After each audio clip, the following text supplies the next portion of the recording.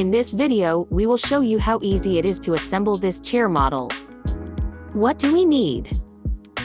A chair back, chair legs, 8 small screws and an Allen key. As we can see in the picture, where you have to fit the legs, there are 2 holes, which will have to match the holes that are in the legs of the chair.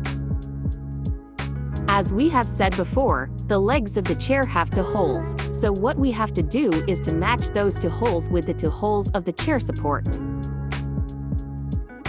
Once all the legs are fitted as shown in the picture, we start screwing the legs to the chair.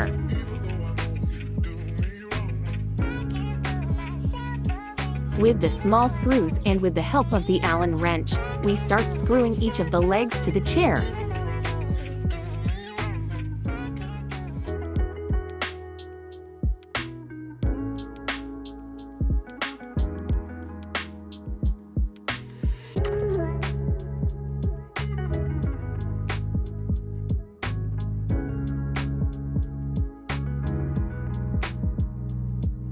This would be the result after having tightened all the screws.